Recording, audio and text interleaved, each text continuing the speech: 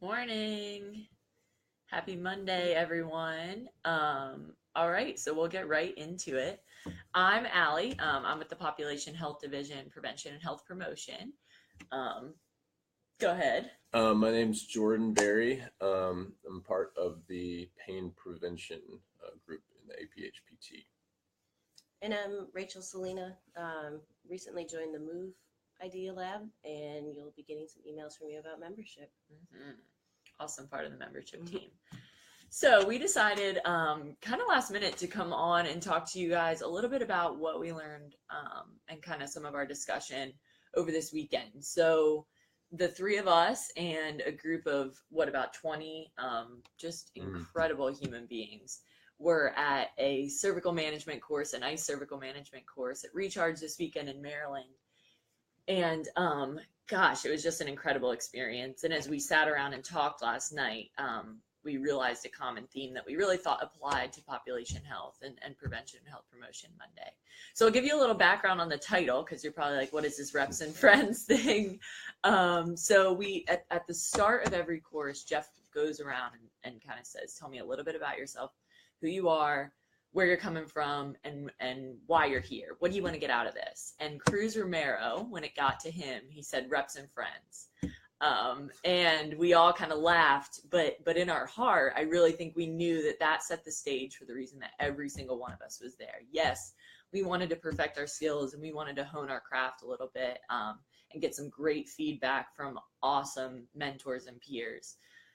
But really, equally as important to us was that connection piece, that getting with our tribe and really being able to connect and reignite some of the fire that it's hard to keep up when we're out on our own. I'm not crying. My right eye is just really watery this morning, but it is touching. So that kind of set the stage, and it was just an incredible weekend. I cannot describe in words what these courses are like, because it's really a true experience. But after the course, Jordan posed the question of, what was your biggest takeaway? And as we went around the room, lots of different things, of course, oh yeah, this great piece of advice on this technique. But the real common theme came back to the people, and it came back to the connections that we make. And this sense of family, this sense of fire that comes from being around a group of people who shares the same core principles, the same core values as you, even though we are all so different, such different personalities. And if you looked on the outside, you would say there's no reason this group of people should be so close and so good together. But it's really that sense of our core that is different. And it creates, inside the walls of that room, it creates this culture of connection. It creates this culture of caring, this culture of purpose, this culture of we are a tribe that are going to go out and do better for the people that we serve. And so it just made us really reflect on the importance of having that, the importance of having those authentic connections, the importance of having your tribe, being surrounded by people that share the same passion and purpose and fire and core principles as you, because it's so easy to be energized and amped for what we do, the amazing privilege that we get to be a part of this profession when you're surrounded by those people and that culture.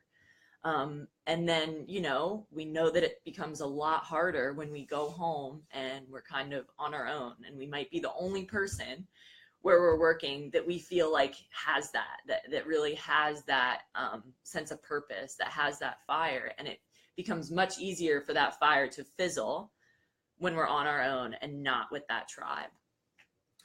Yeah, and that idea of connection that Allie's talking about kind of made me think of it from a clinical perspective.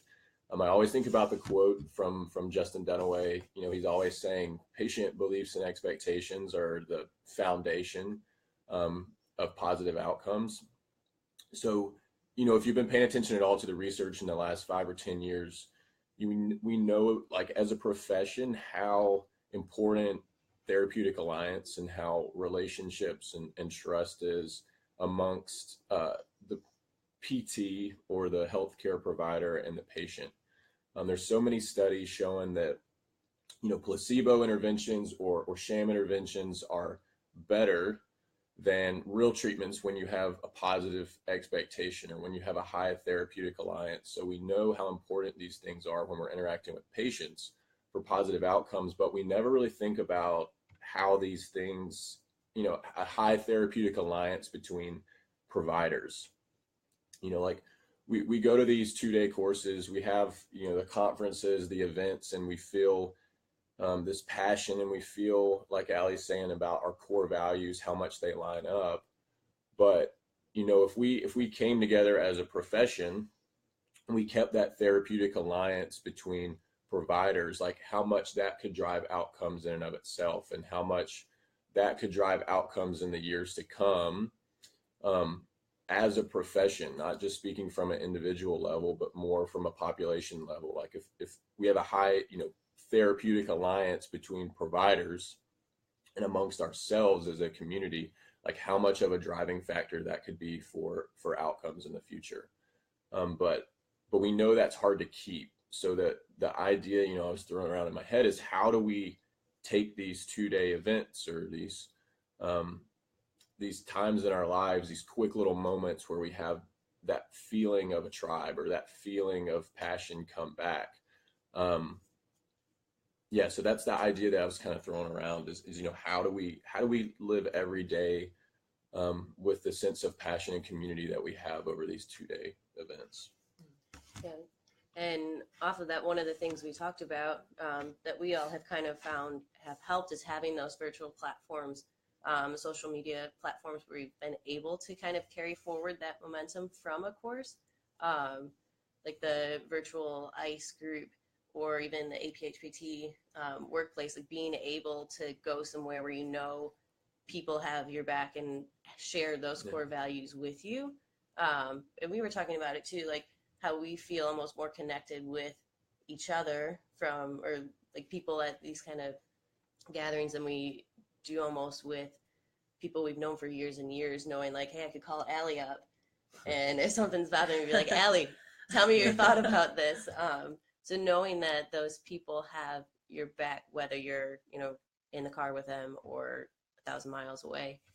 From my personal experience, I've had a hard time connecting over a social platform when I don't know the people in person. So when I think back about why part of the reason I came to this course, people were asking me in the clinic on Friday, oh, what are you doing this weekend? I'm like, well, I'm going to a course I've already gone to 3 times.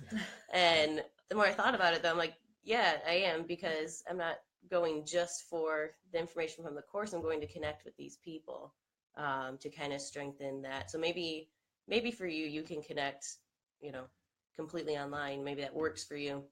But if not, like, find people that you want to connect with and find a way to go be around them. Because maybe that's just the jumpstart you need or the refresher you need every once in a while to kind of feel like you're able to maintain those connections, from a distance. Beautiful. So, guys, so that's really what we wanted to come on and talk about today. Reps and Friends kind of embodies this idea that when we get around each other, when we get around a group of people that really cares about a common purpose, we can put everything else aside. We can give each other honest feedback because we have such inherent trust that we don't know exactly where we're going, and we have really no idea how we're going to get there. But we have a culture of caring. We have a culture of family. We have a culture of, I have your back, and if you go down, we're going down together.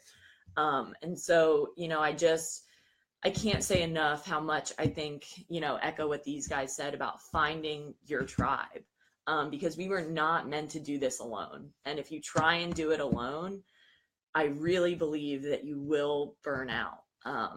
It's about finding that group, whatever that is for you, and getting involved and then getting invested and like get in it and give it your all. Because if you do, I really think there's no chance that you'll fail that way.